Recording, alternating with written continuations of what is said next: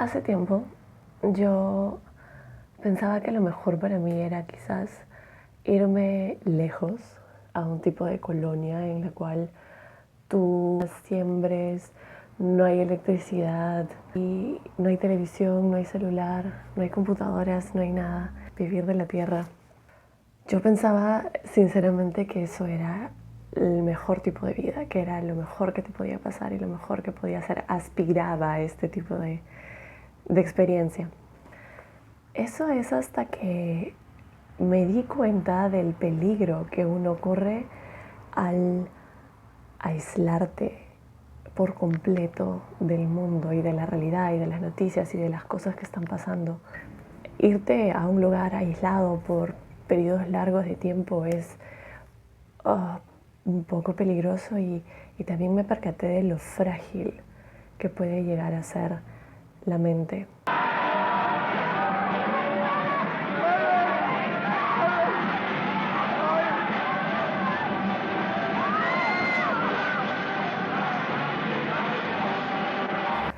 Jonestown era el nombre informal que se le daba a un proyecto agrícola del Templo del Pueblo, liderado por Jim Jones. Era una comunidad internacional que se encontraba localizada en Sudamérica, justo en Guyana.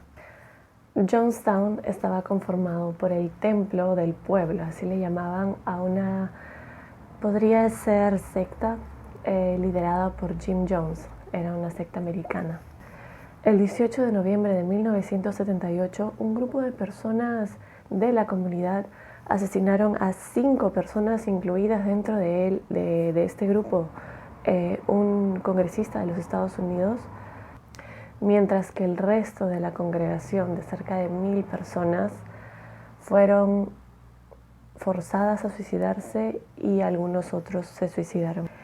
Inicialmente se le llamó un suicidio en masa, pero finalmente se determinó que fue un asesinato en masa, ya que más de 70 personas se descubrió que habían sido inyectadas a la fuerza con veneno y cerca de 300 de las víctimas eran niños. Mientras Jim Jones les ordenaba a todos que se suicidaran, que tomaran la poción envenenada, habían muchos guardias alrededor de todos ellos con armas, esperando a que si cualquiera tratara de escapar, ellos le dispararían. Jim Jones nace el 13 de mayo de 1931 en Crete, Indiana. Era un lugar rural en Crete. Sus padres eran James Jones y Lynetta Putman. A Lynetta, la madre de quien terminó siendo Jim Jones, le gustaba describir su vida de una manera curiosa. Ella le gustaba decir que había nacido en una posición privilegiada, que ella fue después abusada por su familia, sufrió muchas injusticias y finalmente tuvo la fortaleza de criar al mejor hombre del planeta, a su hijo, a Jim Jones. Obviamente nada de eso es real, empezando por su nombre. Le gustaba colorear su vida de un matiz muy distinto al que realmente fue. Su nombre real era Lynette Putnam. No se sabe ni siquiera exactamente la fecha en la que nació. Se cree que fue entre 1902 y 1904. Ella eventualmente llegó a decir que había nacido en 1908, pero no se encuentran hasta ahora récords sobre su nacimiento. Ni siquiera se sabe realmente dónde nació. Lo único que se sabe es que llegó a cambiar su nombre muchas veces de Lynette a Lynette a Lynetta, hasta que finalmente se decidió por Lynetta y Lynetta era su nombre. A Lynette le gustaba desafiar un poco lo que se esperaba de ella como mujer de los años 1900. Su niñez no fue privilegiada, ella tenía una familia que sufrió de bastantes problemas económicos de niña, pero a ella le gustaba refugiarse bastante en pequeñas historias que ella creía y creaba en su cabeza. Ella pensaba de que había sido la reencarnación de una mujer muy importante en otra época. Pero a pesar de todo eso, igual la familia se quedaba sin dinero, ella se quedaba sin dinero. No estaba dentro de sus planes quedarse sin dinero. Entonces, bueno, para las mujeres en esa época, lo único que podía ella hacer en realidad era casarse. Entonces, entre los 16 y 20 años se casó y se divorció cerca de 2 veces. Además, ella tampoco era muy fan de la vida tradicional de una mujer. O sea, ella se casaba, pero ella no quería dedicarse a la casa, ella no quería ser ama de casa. Jamás iba a sentarse a cocinar y a limpiar la casa todo el día. Ella sentía que estaba destinada para cosas mayores, para hazañas intelectuales, espirituales. Entonces, después de su divorcio, Lynetta decide conseguir un trabajo, empieza a trabajar como secretaria, y ahí es donde conoce a su tercer y último esposo. Y en 1926 es que ella se casa con el que sería padre de Jim Jones. John Henry Jones era el padre de 13 hijos. Esta familia era una familia muy reconocida, en Indiana, tenía bastantes granjas, era una familia muy exitosa y sus hijos eran conocidos por también ser muy prósperos. Pero dentro de estos 13 hijos había uno que paraba decepcionando siempre a la familia. Este era Jim, el futuro padre de Jim Jones. No solamente no quería estudiar en la universidad y no encontraba un oficio que le sirviera o que le gustara o que le apasionara, sino que tampoco se casaba y ya estaba por cumplir los 30 años, lo cual en esa época era suicidio. Pero empezó la Primera Guerra Mundial y Jim dijo, me voy. Se fue a pelear en la Primera Guerra Mundial, pero cuando regresa con quemaduras en el pulmón. Llegó con problemas de respiración que poco a poco se empezaron a volver mucho más graves. Entonces, Lynetta se casa con Jim y el padre les da una granja. Ese fue su regalo de matrimonio, les da una granja, una casa con una granja, para que empiecen a buscar un futuro un poco más próspero. Sin embargo, ni Lynetta ni Jim tenían experiencia en granjas y poco a poco la granja se empieza a echar a perder y vuelven de nuevo a la pobreza. Lynetta no solamente no quería ser ama de casa, sino que también era una mujer bastante revolucionaria para su época porque fumaba en público, cosa que no se hacía jamás. Una mujer en público en esa época no fumaba. Decía lisuras, decía lo que le venga en gana y no le importaba lo que la gente pensaba. Hasta se negaba a usar vestido y usaba pantalón en público. Sin embargo, cuando la gente la miraba, la señalaba y la criticaba, a ella le gustaba. A ella le gustaba bastante ser diferente, no ser como el montón. Ella sabía de que su destino era mucho más grande que el de ese pequeño pueblo en Indiana. Ahora, ella tampoco quería ser madre. Esa no era una de sus ambiciones. Sin embargo, tras una enfermedad, que creo que estuvo con fiebre, estuvo mal, según ella, tuvo un sueño en el cual ella estaba por morir y de pronto se le aparece su madre y su madre le dice, todavía no puedes morir porque tú vas a dar a luz al hombre más grande, al mejor hombre del planeta. Y ella despierta y sabe que tiene que tener un hijo.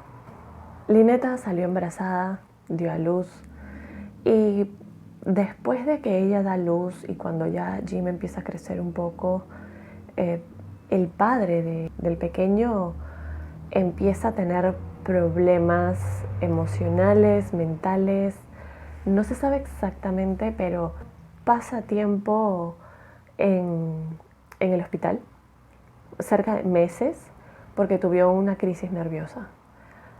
Para lo cual a Lynetta esto le parecía de débiles. ¿Cómo es posible de que encima de que yo tengo un hijo y que estamos mal económicamente, a él se dé el lujo de pronto tener una crisis nerviosa? El dinero se les acabó y finalmente tuvieron que mudarse a Lynn, otro pequeño pueblo, justo cuando Jim está a punto de empezar el colegio. Ahora, este pueblo era aún más conservador. No solamente que las mujeres tenían que ser amas de casa y ser madres, sino que también las familias tenían que estar en la iglesia, tenían que pertenecer a una iglesia y tenían que ir a la iglesia todos los domingos, cosa que Lynetta no hacía. Y Jim, peor. Y el pequeño, menos. Ahora, Lynetta ya trabajaba en una fábrica para entonces y llegaba tarde y cansada. Se sabe de que ella no preparaba la cena, no es que llegaba y preparaba la cena para su hijo y para su esposo, no. Llegaba y se iba a dormir, estaba muerta. Pero Lynette tenía una regla estricta en su casa, que era que no nadie, sino el pequeño, el niño, no podía entrar a su casa si es que Lynette no había llegado a su casa. Y Lynette llegaba a su casa en la tarde, casi en la noche. Y Jim terminaba el colegio temprano. Entonces, ¿qué es lo que hacía el niño? Caminaba por todas las calles de Lynn recorriendo, esperando a que su madre, o sea, la hora de llegada de su madre. Entonces, muchas de las señoras de este pequeño pueblo lo veían caminar al pobre y les daba pena, lo veían y le preguntaban, ¿qué haces aquí? ¿Por qué no estás en casa? ¿Ya comiste? El pequeño decía que siempre decía que nunca no había cenado, no había comido, ni siquiera había almorzado.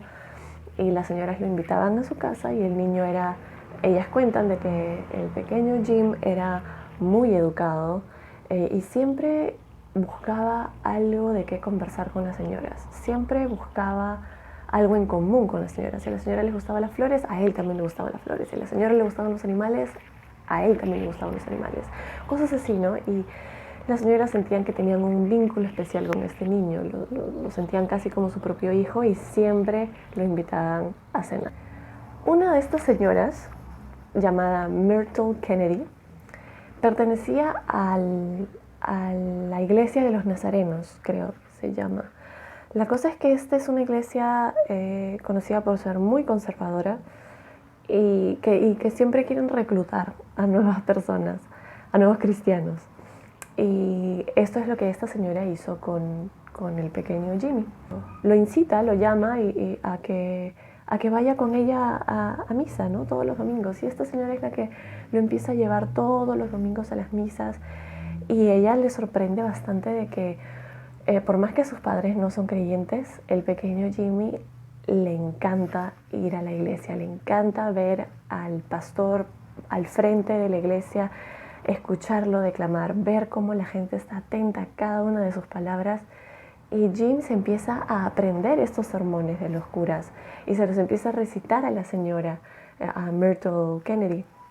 Y la señora, encantadísima, he convertido a este niño, es cristiano gracias a mí. Y bueno, así empezó el pequeño Jim a interesarse en lo que es la religión. Sin embargo, se sabe de que Lynette le decía a Jimmy que él podía ir a visitar a las señoras, todo lo que quiera, puede ir a misa, puede ir a ver lo que quiera, pero que no se vaya a creer mucho de esas tonterías cristianas, esas tonterías religiosas. Acuérdate que eso no es real, no es real. La gente le gusta creer en eso, pero nosotros no creemos en eso. Tú dales el gusto en ir, total. Pronto las cosas se salen un poquito de las manos de la señora Myrtle Kennedy. Lo que sucede es que Jim empieza a recorrer ya no solo las iglesias de los nazarenos, sino que todos los domingos iba a todas las iglesias. Es más, llegaba a escuchar, iba a la primera mitad de una misa, por ejemplo, de los metodistas, y se iba a la mitad de la misa y se iba después a escuchar la otra mitad de la misa de los nazarenos. O si no, se iba también, después de esas misas, se iba a la misa de los discípulos de Cristo y después se iba a la de los Quakers y así, ¿no? O sea, recorría todas las iglesias, recorría todas las misas porque quería llenarse de información. Ahora, en 1977, ya de mayor, Jim da una entrevista y cuenta de que en realidad él nunca creyó en Dios, sino que quería buscar una manera de infiltrarse a las iglesias y cambiarlas hacia el socialismo, pero no se sabe si realmente a los 5, 6, 7 años habría tenido esa mentalidad, ¿no? Ahora, Jim de pequeño en el colegio también era raro. Lloraba un montón, o eso cuentan sus compañeros, y decía un montón de lisuras, lo cual impresionaba a sus compañeros que nunca habían escuchado hablar esas palabras. Algo curioso es que si bien Lynette era muy estricta con su hijo pequeño, Jim solía robar caramelos, chocolates de las tiendas. Y Lynette, en vez de gritarle, en vez de educarlo, o en vez de al menos decirle que estaba mal, lo que hacía es que iba todos los sábados a las tiendas a pagar lo que Jim robaba, porque obviamente se daban cuenta que estaba robando. ¿Y qué es lo que pasaba? Lynette decía de que ella estaba orgullosa más bien de la actitud que tenía su hijo con respecto a eso, que él quería algo y lo tomaba. No era que pedía permiso ni nada, sino que le gustaba esa actitud de que él quería algo y lo agarraba.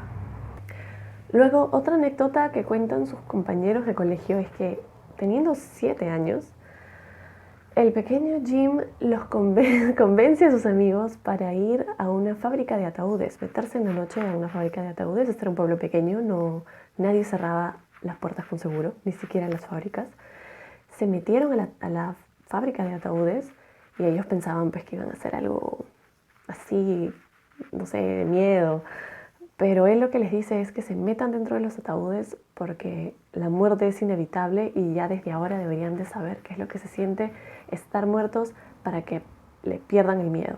Y los deja ahí y los deja echados en los ataúdes por horas mientras él habla y habla y habla hasta que obviamente los niños se escapan, se van, se hartan y le dicen ya me voy, ¿qué estamos haciendo acá echados en ataúdes sin hacer nada? Luego también le gustaba recoger animales muertos de la carretera y hacer pequeños funerales. Pareciera que era su pequeña excusa para tener un montón de gente frente a él escuchándolo. Porque encima obligaba a sus compañeros a quedarse, que si se iban era una falta de respeto al muerto, que no podían hacer eso y que Dios los iba a castigar. Pronto llegó al pueblo de Lynn una nueva iglesia que se hacían llamar de los apostólicos o las iglesias pentecostal, que era un nuevo tipo de iglesia que a Jim le encantó, pero al pueblo de Lynn no le gustó. Lo que pasa es que en esta iglesia todo era un show. Los pastores gritaban, saltaban, corrían y la gente se tiraba al piso y balbuceaba, hacía la finta de que hablaba en distintos idiomas. Y a Jim le encantó ese tipo de espectáculo. Algo que parecía interesar bastante a Jim hasta desde secundaria en realidad, era de que no le gustaba el hecho de que todavía en esa época en Estados Unidos todo era bastante segregado, había bastante racismo. Por ejemplo, en las misas los afroamericanos tenían que sentarse atrás y los blancos solo podían sentarse adelante. Habían restaurantes solo para blancos, habían hasta iglesias solo para blancos. Entonces a Jim le empezó a interesar un montón lo que era la integración racial. Lo que él solía hacer era irse al pueblo de Richmond y irse a los barrios afroamericanos, a los barrios más pobres, y hablar con la gente y empezar a predicar en la calle sobre cómo en los ojos de Dios todos somos iguales y de que ellos deberían de tener los mismos derechos que los demás y que deberían de recibir el mismo trato que todos los demás. En su último año de colegio, Jim consiguió un trabajo en el hospital. Y ahí es donde conoció a una enfermera, Marceline, 3 años mayor que él, y quien sería su futura esposa. A Jim le encantaba contarle a Marceline historias en las cuales él siempre terminaba siendo el héroe o el luchador de justicia social.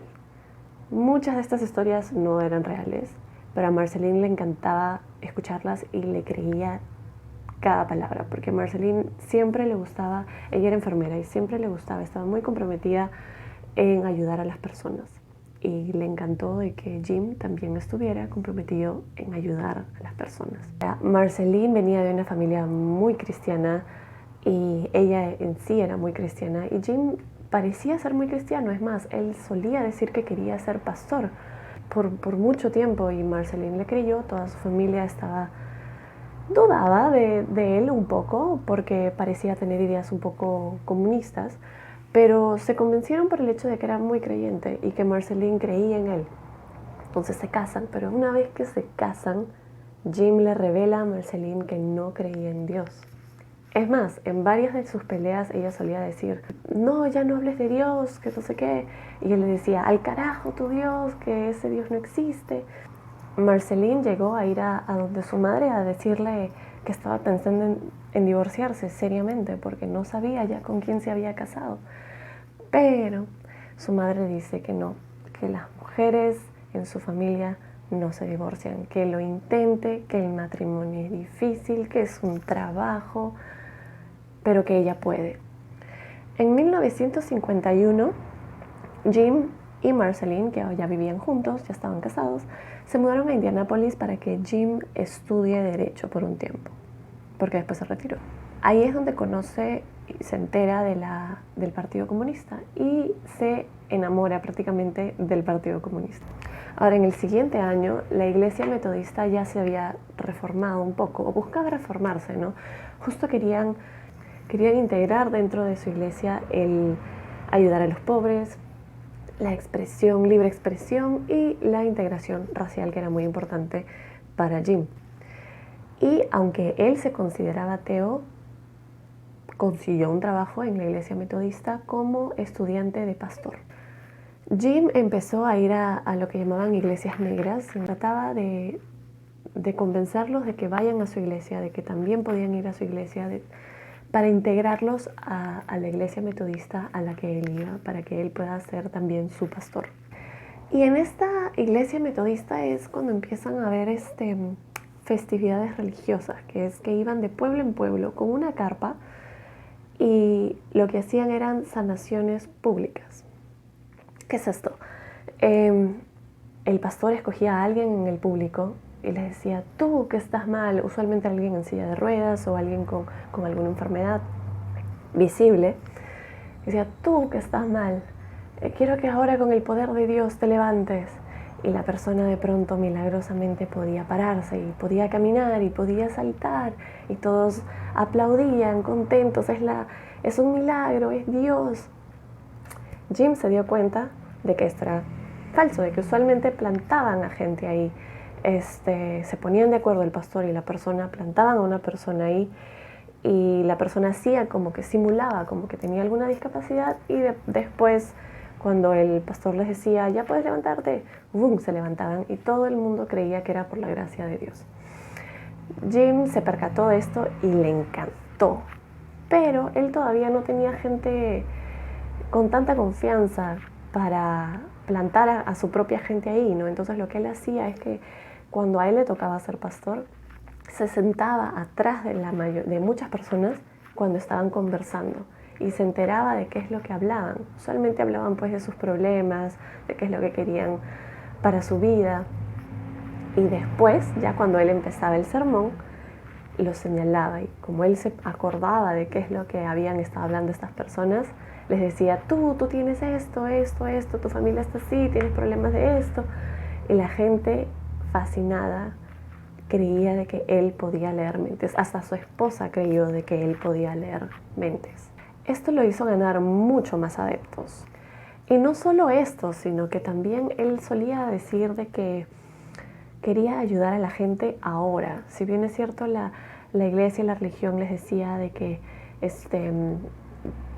crean y sacrifíquense en esta vida y tendrán un paraíso lejos cuando mueran, él decía, no, ¿por qué esperar a que se mueran? Yo puedo hacer algo por ustedes ahora. Y les preguntaba, ¿qué es lo que tú quieres? ¿Qué es lo que necesitas ahora? Yo puedo ayudarte, voy a hacer todo lo posible dentro de mi poder para ayudarte. Un ejemplo de ello es una señora que le habían cortado la luz por varios meses y no le ponían luz, la empresa de luz. Y Jim dice, está bien, yo voy a hacer todo lo posible para que pongan luz. Envió sus cartas, llamó por teléfono, estaba ahí, era un dedo hasta que a la señora le ponen luz. Y así muchos casos, a cada persona iba y trataba de ayudarlos. Entonces la gente, creo que nadie había hecho eso por ellos. Y entonces él empezó a ganar fieles, gente que sentía que le debían muchas cosas. Luego de un tiempo la iglesia metodista le dice a Jim Jones, gracias, pero no gracias. No se sabe realmente por qué. Jim Jones dice que es porque la iglesia metodista no estaba lista para hacer una integración racial real y rápida, pero la iglesia metodista dice que en realidad él robó dinero de su iglesia. No se sabe en realidad. Pero eso no le importó a Jim. Él ya tenía muchos seguidores y él podía hacer su propia iglesia. Y eso fue realmente lo que hizo. Abrió una pequeña iglesia en uno de los pueblos más pobres de Indianápolis. Ahora, poco a poco se dio cuenta de que eso de reclutar a gente sin dinero, no había donaciones. Entonces, no tenía dinero para ni para él, ni para implementar nuevas reformas en su iglesia, nuevas cosas, alquilar edificios más grandes, ese tipo de cosas, ¿no? Entonces, ¿qué empezó a hacer? Empezó a vender monos de mascota, de puerta en puerta, tocaba la puerta y decía, señora, tengo este mono, de repente su hijo lo quiere como mascota, y así llegó a a reunir una cantidad regular de dinero, lo suficiente como para alquilar un edificio en el cual entraría toda su congregación. Y en este edificio solía dar sus sermones, la gente iba y ya era un lugar un poco más grande para que la gente esté un poco más cómoda. Con el tiempo se empezó a acercar a él más gente con su mismo tipo de pensamiento político, que no era tanto, ya no era tanto hacia la religión, sino era algo un poco más socialista, tirando hacia lo comunista. Y él solía decirles, ¿no? en reuniones privadas, él solía decirles, tenemos que hacer toda esta tontería de Dios, estas mentiras, pero no lo vean como mentiras, véanlo como que el fin justifica el medio. Y estas nuevas personas lo ayudaron a hacer más de estas sanaciones públicas. Estas personas, hay videos, no sé si lo encuentro, veo si lo pongo aquí. The doctor has relieved you from your work in the second row. You have a bad spinal condition. Yes. And your hip is injured. Yes. Step from your wheelchair. Begin to step from your wheelchair. Try it. Just try it. Just try it. We have nothing to lose. We have no face to lose because we've said we're no panacea. But I have seen more healings here than I've ever seen any place. I love you. Jesus Christ loves you. Jehovah Jireh. All the goodness of all the world's great religions, in the name and the mercy and the goodness of Jesus, wherein I stand. Come forth, my dear. Stand out. Take that step. Bless your heart. Take that step. Take that step.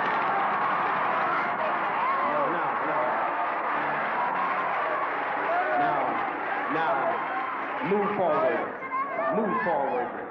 Move forward. Move forward. Move forward. Move forward, darling. You can do it. Move forward. Move forward. Child, sweetheart, would you step out my way just a moment so that I can just keep my love thought on her? Now, move forward. Freely, freely, freely. Now begin to exercise the hip. Begin to exercise the joint. I love you. Christ loves you. The people love you. Now, sister, walk briskly. Walk. Walk briskly. Walk. Walk.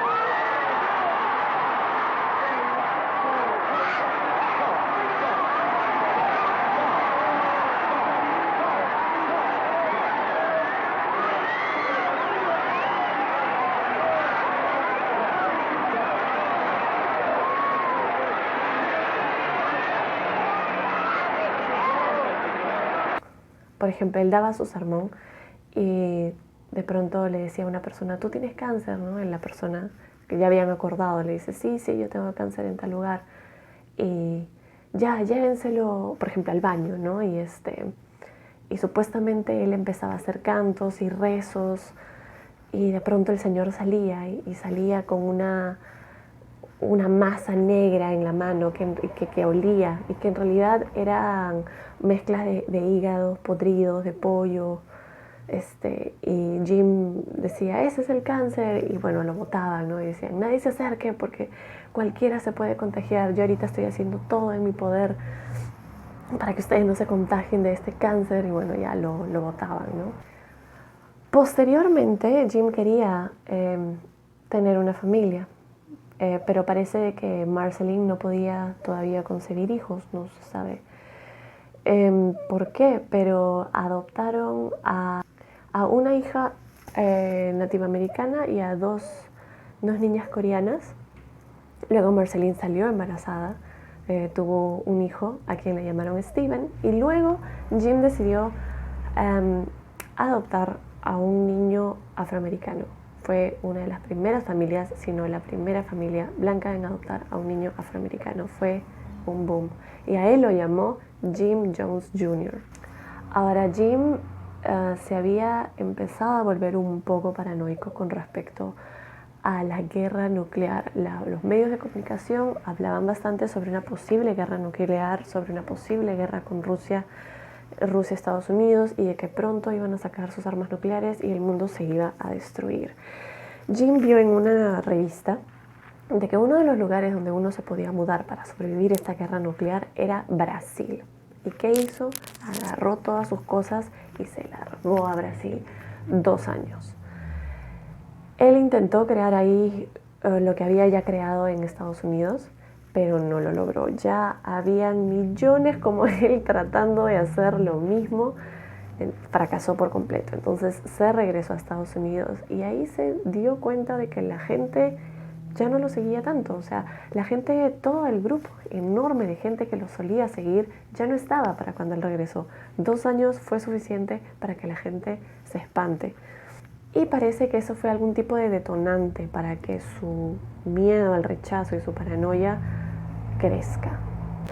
Lo que hizo a continuación es que con un aproximado de 100 personas de su congregación, lo que quedaba de su congregación, decidió irse a California, en medio del bosque.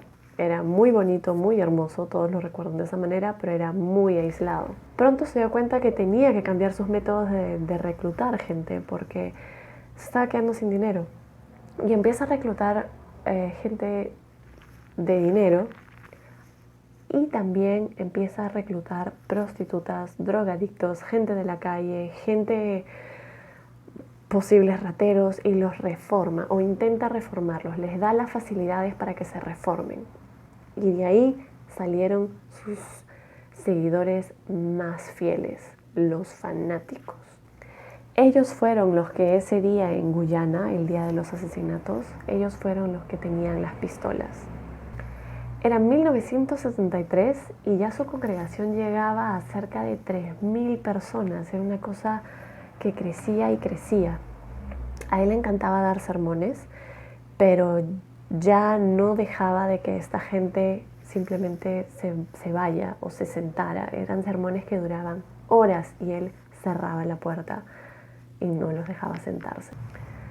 También solía decir que él era la reencarnación de Jesús, Buda, John Lennon y Marx. Algo que también hizo era que a la gente de su círculo interno les decía que hablen con las personas de su congregación y les saquen secretos, cosas importantes, cosas que nadie más sepa, y si estaban o no a gusto en la congregación, si es que, ¿qué pensaban de Jim Jones? Así esta gente les reportaba de todo a Jim Jones, y Jim, cuando hablaba con su congregación, de pronto sabía cosas que nadie más sabía, o si no, de pronto sabía de que estas personas no estaban muy de acuerdo con las cosas de Jim Jones. Él quería mantenerse al tanto de todo y no quería volver a perder a su congregación. Con esta gente más cercana empezó a hacer algún tipo de ensayos de envenenamiento. Los reunía, cuentan que los reunía o los reunió una vez en la noche y les invitó vino. Les dijo, tomen, relájense. Y la gente contenta, ¿no? Wow, no habían tomado vino desde hace tiempo. Y usualmente no tenían mucho tiempo para relajarse porque trabajaban toda la mañana, después en la noche todo el sermón y dormían a veces muy poco. Entonces toman el vino, terminan de tomar el vino y Jim Jones les dice, les he dado veneno, tienen 1 hora de vida. Luego de que la gente empezara a entrar en pánico, Jim les dice, no, mentira chicos, era una broma, tranquilos, era una prueba. Pero ahora me han demostrado de que me son fieles realmente. Luego se sabe que hay una historia de, hay una señora llamada Caroline Clayton. Y esta señora se volvió muy cercana con Jim Jones, mucho más cercana que Marceline. Marceline había algo que no tenía en común con Jim Jones, y era esa locura y maldad. Jim Jones quería hacer cosas cada vez más extrañas y Marceline no quería hacerlas, obviamente. Sin embargo, Carolyn sí estaba de acuerdo con todo lo que decía Jim Jones. Y Jim la vuelve líder en bastantes cosas de la iglesia, es más, hasta consultaba con ella. Carolyn Clayton era una mujer casada cuando llega a la iglesia, pero Jim Jones le dice al esposo, mira, ¿sabes qué? Carolyn ahora es mi esposa, ella ya no es tu esposa. Pero mira, acá hay otra tipa, ella es tu nueva esposa. Así, eso es lo que empezó a hacer Jim Jones. Empezó a darse esas licencias. Justo durante esta época es cuando empieza Jim Jones a consumir anfetaminas. Él daba sus sermones larguísimos, tenía muchas cosas que hacer y no podía lidiar con el cansancio. Por más que él era una persona que siempre pudo funcionar bien sin dormir, lo cual es raro, ya se cansaba, ya no era el mismo de antes. Entonces empieza a consumir anfetaminas, pero después estaba tan loco con anfetaminas que no podía dormir y empieza a consumir Quaaludes para poder dormir. Y así, entre anfetaminas y Quaaludes, empieza su deterioro mental y físico, porque de no dormir nunca y de estar siempre drogado, tenía los ojos, o bueno, se cuenta que tenía los ojos hechos basura, rojos, hinchados, horribles. Nunca dejó, después de eso, cuando se empezó a deformar físicamente, ya no dejaba que le vean los ojos siempre. Ahí es cuando empieza a usar sus lentes de sol, que los usaba siempre. Ahora, él no decía que era obviamente por las drogas ni porque tenía sus ojos tomate, sino que era porque Dios le había dado tanto poder, estaba tan empoderado con Dios, que si se sacaba los lentes y miraba a alguien con sus propios ojos, esa persona iba a reventar o incinerarse porque era demasiado poder de Dios. Entonces, para protegerlos tenía que usar sus lentes de sol. Jim se empezó a volver ultra paranoico. Tenía miedo de que su congregación lo abandone. Entonces, ¿qué hacías? Alquiló muchos buses grandazos para llevar a su congregación a todos lados. Y bueno, seguía haciendo esas sanaciones, ¿no? Esos pequeños shows que él hacía. Daba su sermón y después daba su pequeño show de sanación. Pero ya no a veces no se ponía de acuerdo tanto con una persona y que la persona se levante. Era distinto ahora. Ahora él señalaba a cualquier persona en su congregación y decía, tú tienes cáncer. ¿Yo tengo cáncer? No, yo no tengo cáncer. Sí, tú tienes cáncer. Y sacaba a alguien disfrazado de una enfermera para que confirme el diagnóstico tan solo mirándolos. Y la gente le creía. Ahora también Jim empezó a vender sus fotos. Él decía de que tener esa foto los iba a proteger de cualquier cosa. Es más, hay una historia que cuenta de que una vez Jim le puso su foto encima de una paloma muerta y la paloma muerta revivió y se fue volando. Ahora, también en sus sermones empezaba a hablar ya no de cosas de Dios ni de cosas sociales, sino de que Stalin era una gran persona, que era lo máximo, que todos deberían de creer en Stalin. Y una vez un tipo le refutó, en medio de la iglesia le refutó, le dijo, mira, ¿sabes qué? Yo creo que Stalin no es tan chévere, no es tan genial, no es tan gran persona. Y Jones reventó, le empezó a gritar, le dijo, ¿cómo es posible que tú me vengas a gritar, a contradecir en mi iglesia?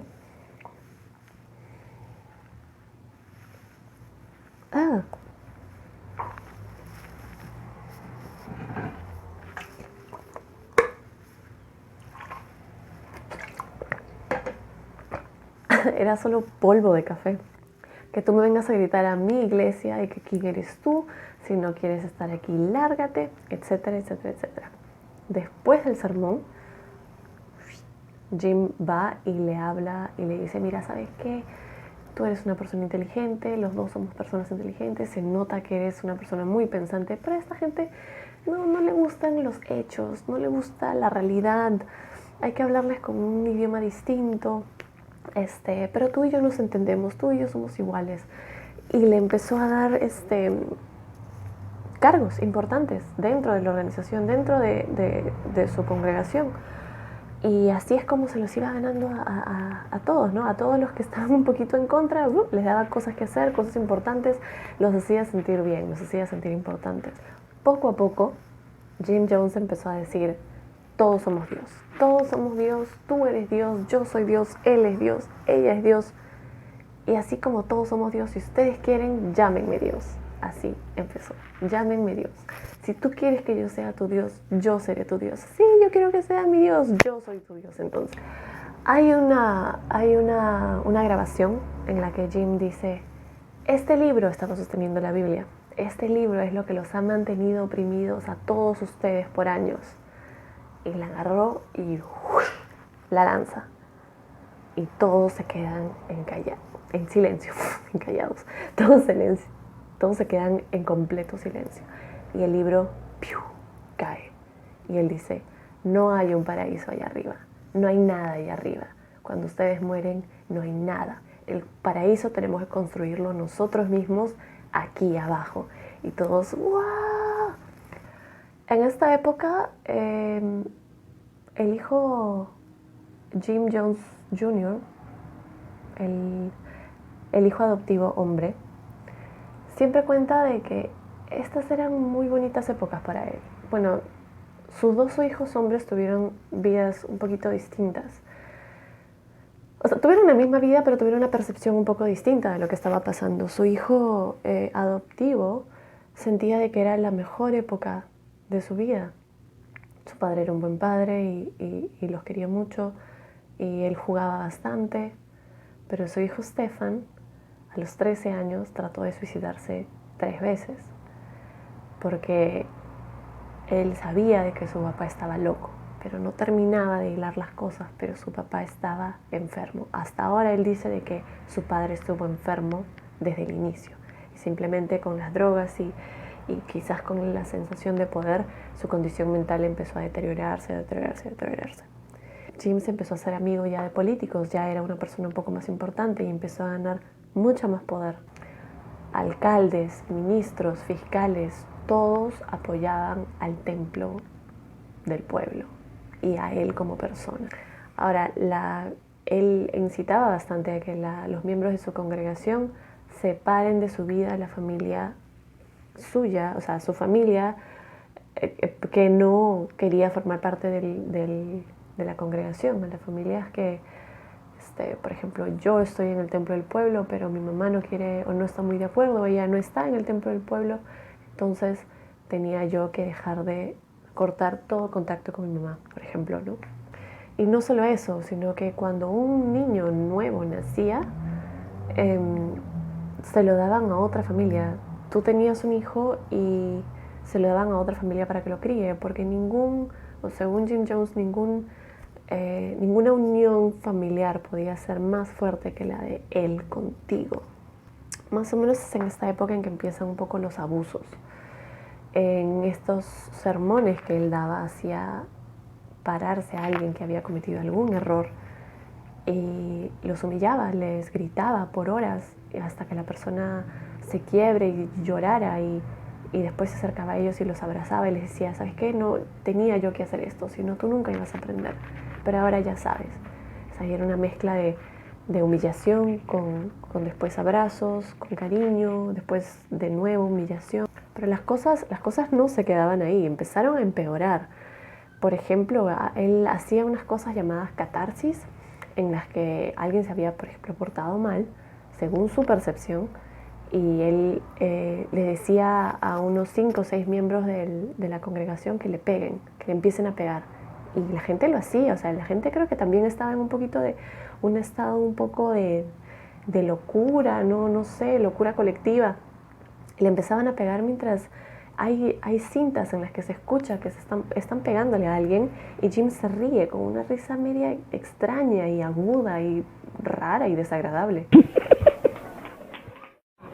Well, I like to do my so-called mom the bitch. She hates purse snatchers. I would like to disguise myself and beat the bitch up and drag her ass. Drag her ass. I beat the bitch up, I swear, and then I blow the motherfucking ass right after her. I personally like to do that myself.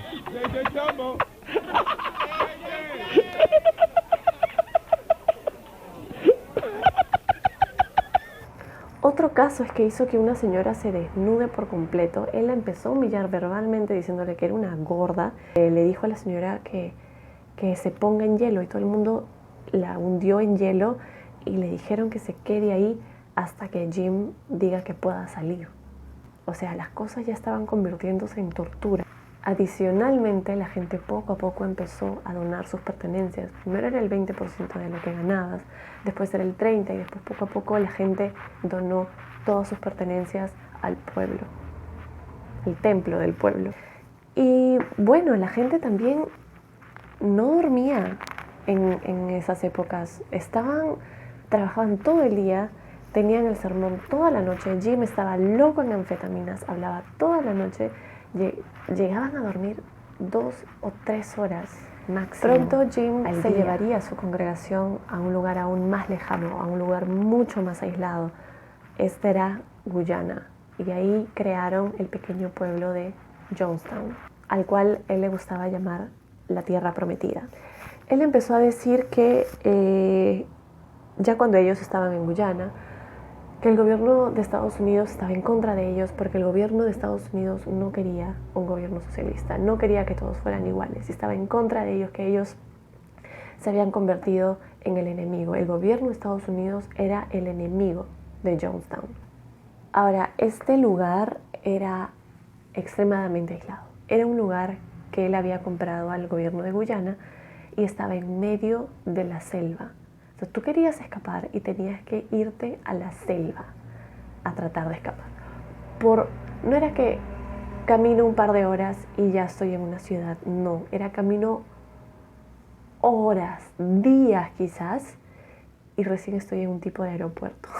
Jones empieza a volver bastante paranoico y creía de que el gobierno de Estados Unidos de verdad lo estaba persiguiendo. Y empezó a pedir armas. Las cuales él por radio pedía y las llamaba, tenía un código, ¿no? Las llamaba Biblias, pero empezaban a llegar armas. Nadie se estaba dando cuenta, pero estaban llegando armas a Jones. Y bueno, a la gente que llegaba le quitaban su pasaporte y su carnet de identificación. Esas personas ya le pertenecían a Jonestown. Además, llegaban y salían cartas, había forma de comunicarse con el exterior, pero estas cartas eran editadas, eran leídas. Tú escribías una carta, se la dabas a alguien para que le envíe, y si había algo que no le parecía a Jim Jones o algo que no iba acorde a lo que se supone que tenía que estar saliendo de Jonestown, las mandaban a corregir o las censuraban por completo, simplemente la carta no llegaba. Y lo mismo sucedía cuando entraban cartas a Jonestown, habían cosas censuradas por completo. Entonces, no es que entraba y salía información, todo era controlado al milímetro por Jim Jones. Luego en Guyana lo que habían construido estaba llenecito de parlantes. Y a veces había música, pero la mayor parte del tiempo era Jim hablando todo el tiempo. Si no era él hablando, eran cassettes de él hablando todo el tiempo, no solo en la mañana, también en la noche, en esas pocas horas que tenían para dormir, porque ellos mismos estaban construyendo todo, plantando su propia comida. 2 horas, tienes 2 horas para dormir y estás escuchando al tipo habla y habla y habla lo mismo, repite y repite lo mismo. Ahora, todos estos meetings, todas estas reuniones están grabadas, todas, desde el inicio, desde que inició él su iglesia hasta el final en Guyana. Cuando escuchas estas grabaciones, notas que al inicio él habla con una voz bastante alegre, bastante enfática, se nota que quiere estar ahí. Pero ya cuando está en Guyana, su actitud cambia por completo, como si estuviese harto, como si estuviese cansado de estar ahí, como si ya los tiene, ya esta gente cree que él es Dios, ya no hay más. Y se escucha en su voz hartazgo, como que esa gente le llega, ya no le importa, porque los tiene. No solo eso, sino que adicionalmente los castigos se ponían peores, se ponían más horribles y las humillaciones peor. Y la gente parecía estarse volviendo loca con él, porque accedía a estas humillaciones y a estos castigos. Hay grabaciones muy perturbadoras en las que a una señora la están obligando. Parece que esta señora tenía una fobia a las serpientes y no la quiero poner acá porque a mí me perturbó bastante. La estaba haciendo sufrir por gusto. Estaba acercando una serpiente hacia ella y la señora estaba llorando y prometía de que nunca más lo volvería a hacer, pero que por favor, es horroroso. Pero si les interesa, voy a dejar en la descripción, dejo el link porque hay bastante material para escuchar, muy, muy desagradable, algunos no tan desagradables, pero otros sí son muy, muy desagradables. Ahora, adicionalmente, ellos no, bueno, como les contaba, ellos no comían mucho, no dormían y no comían más que arroz, un pedacito de arroz todos los días, porque no había nada, de ellos mismos dependía.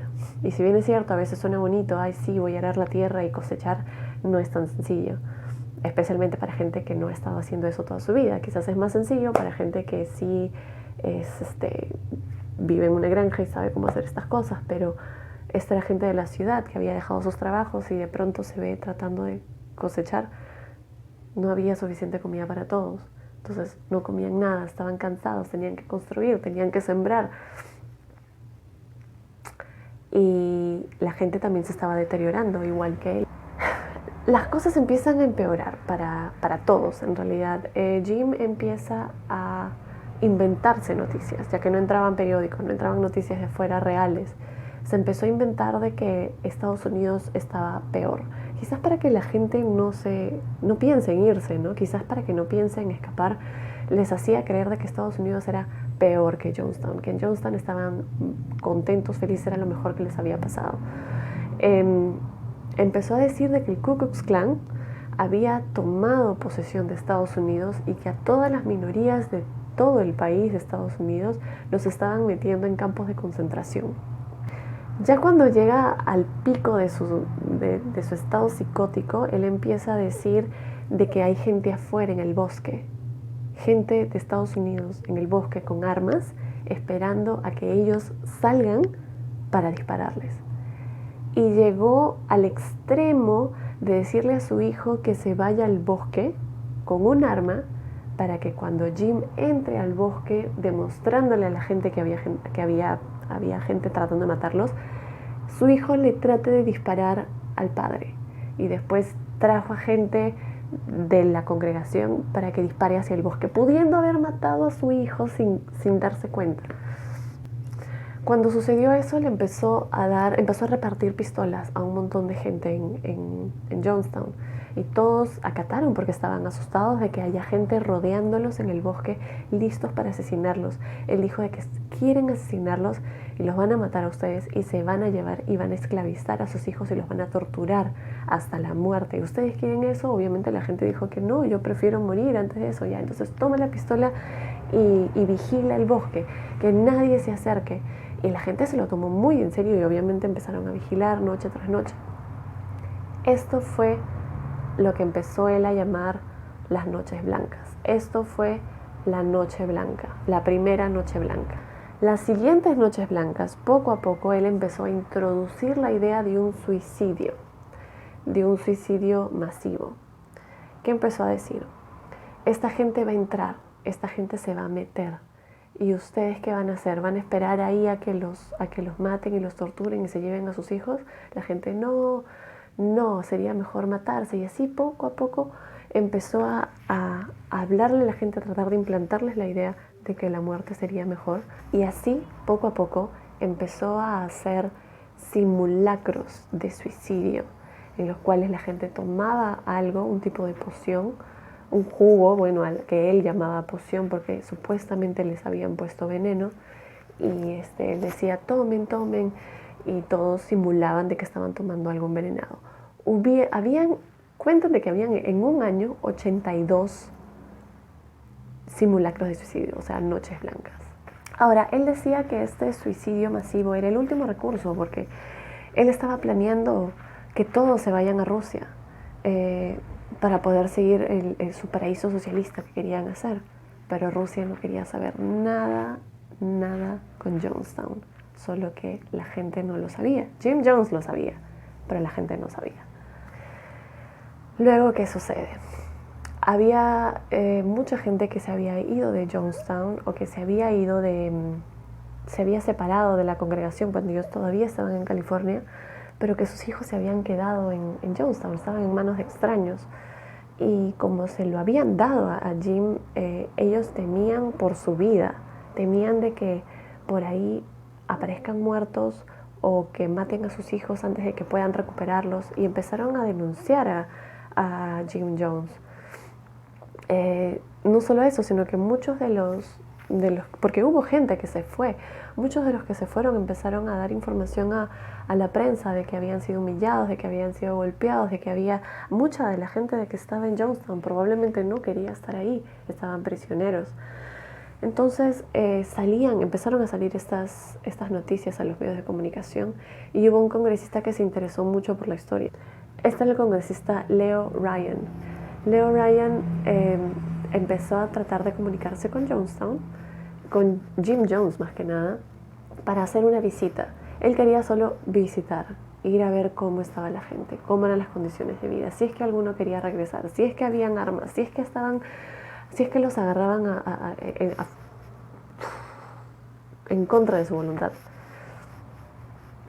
Y bueno, después de mucho ir y venir, muchas conversaciones con Jim Jones acata y dice, está bien, vengan.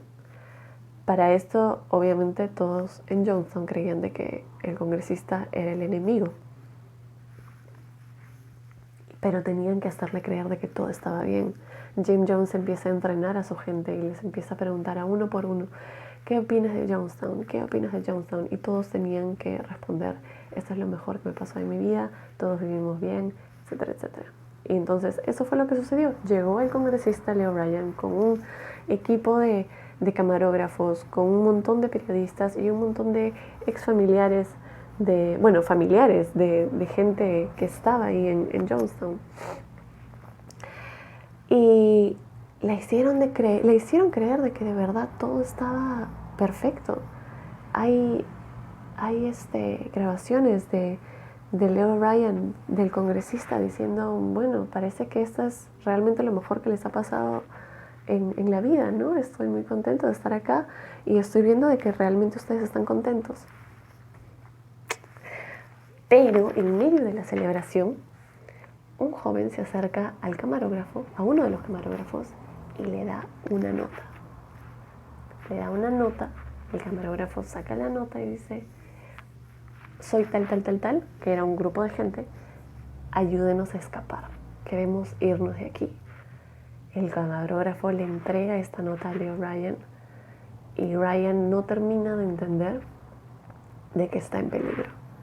Contactan a este señor, el que le había dado la nota, hablan un poquito como que en privado, y Leo Ryan le dice, no te preocupes, mañana en el próximo avión nos vamos.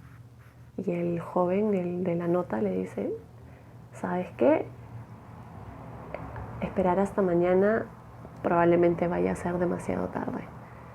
Y Ryan dice, no te preocupes, que tenemos la seguridad del Congreso de Estados Unidos sobre nosotros, nada nos puede hacer daño, no te preocupes. Leo Ryan se había creído todo el cuento. Y bueno, no pueden hacer nada, esperan al día siguiente. Al día siguiente, ¿qué hacen?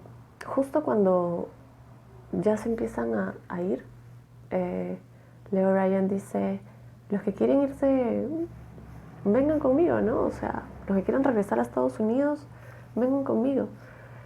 Y hay un grupo como de 15 personas, ¿no? Que empiezan a subir al pequeño tractorcito, ¿no? Y justo en ese momento, uno de los camarógrafos se acerca a Jim Jones y le dice, tengo esta nota, ¿qué opinas de esta nota? ¿Por qué crees que haya habido la necesidad de darnos una nota? ¿Por qué no solamente se iban? ¿Tú crees que la gente te tiene miedo? ¿Están amenazadas? ¿De verdad? ¿Qué está pasando? Y el congresista Leo Ryan ve que están ahí conversando y se acerca, ¿no? se acerca y Jim Jones se pone nervioso y dice, no, bueno, no sabe qué decir, dice, la gente que se vaya, que por favor, que se vayan, que por favor ya, entonces que no nos hagan nada, ellos son libres de ir y venir, no entiendo por qué están haciendo estas mentiras, estas son mentiras. El congresista Ryan y el camarógrafo se quedan, ¿no? Y el congresista dijo, yo me voy ya después, quiero seguir teniendo esta conversación con Jim Jones, quiero que me diga la verdad, yo me voy después, ustedes los que se quieren ir, vayan yendo nomás, vayan yendo. Y el congresista Ryan está en medio de la conversación con Jim Jones y alguien viene y lo agarra del cuello con un cuchillo y le dice, vas a morir, vas a morir. Felizmente lo separan y el congresista está traumado, agitado, no puede creer lo que acaba de pasar. O sea, de verdad su vida corría peligro, esta gente no estaba bien de la cabeza. Voltea a ver a Jim Jones y Jim Jones está normal, en blanco, ni siquiera sorprendido, solo voltea y le dice, esto cambia las cosas, ¿no? Y el congresista cambia algunas cosas y el congresista decide y se da cuenta que tiene que largarse al toque antes de que lo maten y maten a sus camarógrafos. Entonces se van junto con la gente que se quería ir, otros 5 más se subieron al tractorcito a la camioneta en realidad, una camioneta. Y se están yendo, llegan al aeropuerto. ¿Y qué sucede? Esperen. Justo a la última hora, junto con estas 5 personas, se sube un tipo que era así con Jim Jones. Y varios en el camión dicen, este tipo no creo que quiera irse, este tipo es así con Jim Jones, es un loco más. Pero no hay forma de saber quién es y quién no es, quién es un infiltrado y quién realmente quería escaparse. Entonces, bueno, se lo llevan nomás, ¿no? Llegan al pequeño aeropuerto, están empezando a subir el avión y el tipo saca una pistola, el que era así con Jim Jones, saca una pistola y empieza a dispararle a todos en el avión. Sale del avión, justo llega un camión lleno de más gente de Jim Jones con escopetas listos para matan a casi todos. Algunos sobrevivieron, el congresista no sobrevivió. La gente que sobrevivió es porque se fue corriendo a la selva. Algunos sobrevivieron pero con disparos. Jim Jones empezó a decirle a la gente, o sea, estos tipos que llegaron con metralletas a matar le avisaron a Jim Jones que ya estaba hecho. Que ya, no se sabe si Jim Jones los había enviado, pero lo más probable es que sí. Y le avisaron después a Jim, le dijeron de que ya estaba hecho, habían matado al congresista Ryan, habían matado a todos. Jim Jones agarra su micrófono y empieza a gritar, noche blanca en los parlantes. La gente recién se estaba yendo a su cama a dormir después de toda la fiesta que habían hecho y todo el show que habían hecho para el congresista Ryan.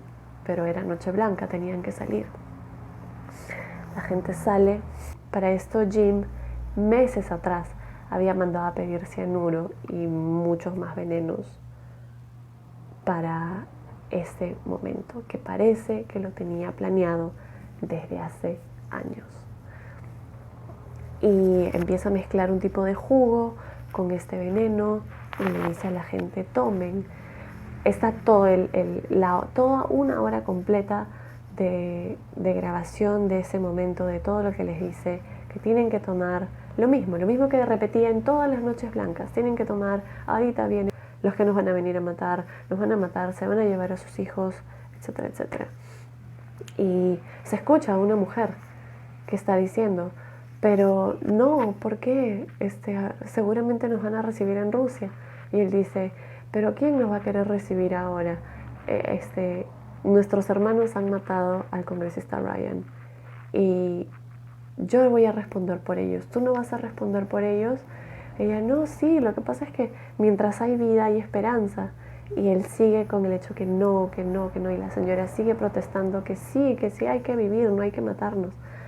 Pero pronto empezaron todos a tomar la poción envenenada. Y Jim se escucha que dice, tomen, tomen más, empieza a desesperar, tomen rápido. Empiezan, parece, los niños a llorar porque se escuchan muchos llantos. Esto no fue como que un suicidio en el que él decía de que van a sentir sueño y van a morir, no van a sentir nada, pero no fue así. Con este veneno la gente empezó a convulsionar, no fue sencillo. Y Jim les dijo que maten primero a sus hijos, que los hagan tomar esta poción. Y los niños empezaron a llorar y él empezaba a decir, ellos no están llorando porque están sufriendo, no, solo están llorando por el sabor amargo que tiene la poción, pero no están sufriendo, ustedes tomen nomás, tomen. De ahí ya no se escucha más. Pero se sabe de que hubo gente que fue inyectada a la fuerza, hubo gente que fue obligada a que tome la poción, porque alrededor de toda esta gente habían tipos con armas. No es que tomaron la poción y ya, estaban amenazados las 24 horas del día. Si no cumplían las órdenes de Jim, no sobrevivían. Jim, sin embargo, no murió de envenenamiento, murió de un balazo en la cabeza. No se sabe si él mismo se disparó o si alguien le disparó, pero lo más probable, según su hijo, uno de sus hijos, Stefan, él no hubiese sido capaz de matarse a sí mismo, probablemente alguien más lo mató. Quizás uno de los que disparaba, uno de los que estaba con las armas, quizás le pidió a alguien que lo mate. Y bueno, el día siguiente llega un equipo de rescate llega un equipo de rescate y llega también gente para arrestar a Jim Jones, y lo que ven desde arriba era un montón de cuerpos. La gente que estaba en el avión mirando hacia abajo se asombró, se perturbó, porque habían tantos cuerpos. Acuérdense que eran cerca de 1000 personas, que parecía que era confeti desperdigado por todo el bosque. Y ese fue el final, ¿no? Felizmente encontraron a algunas personas que se habían escapado en el bosque. Habían algunas personas, justo cuando asesinaron a las personas en el aeropuerto, algunas personas con heridas de bala que habían sobrevivido toda la noche escondidas en la selva. Y una señora que sobrevivió porque durante toda la noche blanca se escondió debajo de una cama, una señora de 70, 80 y tantos años, creo. Cuando apenas Jim Jones empezó a gritar Noche Blanca, la señora se esconde debajo de una cama y se queda dormida, y el día siguiente sale, ya cuando había acabado todo, y ve todos los cuerpos de todos sus compañeros muertos. Y se salvó, la señora se salvó. Y nada, bueno, esa es la historia de la tragedia en realidad de Jonestown. Yo había escuchado que era un suicidio masivo. Pensé que era una secta religiosa, y dije, bueno, si la gente cree, pues no, en estas cosas, probablemente sí, se suicide. Como hay tantas, también hay otra secta, creo que de Heaven's Gate, en la que también se suicidaron. Pensé que sería un caso parecido a este, ¿no?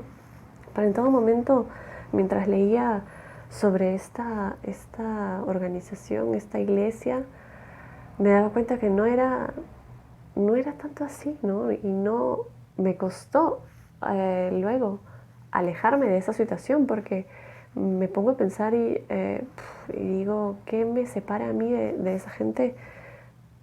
Probablemente en otra época hubiese yo seguido también a un grupo, a un tipo de secta de esa manera, con la promesa de crear un paraíso en otro lado, con la promesa de escapar de los problemas de la realidad. Y si te aíslan lo suficiente, si te mantienen sin comida, si te mantienen sin sueño y sin información, creo que cualquiera se quiebra. Y por eso decía lo peligroso que es aislarse de esa manera con un loco. Y bueno, no sé, espero que este video les haya gustado. Creo que este va a durar mucho. Voy a intentar buscar algunos de los clips de Jim Jones, unos que no sean muy perturbadores porque hay unos que son bastante feos. Y cualquier sugerencia que tengan me escriben. Si quieren me pueden seguir en Instagram. Es la única red social que tengo. Y ya nos vemos hasta la próxima.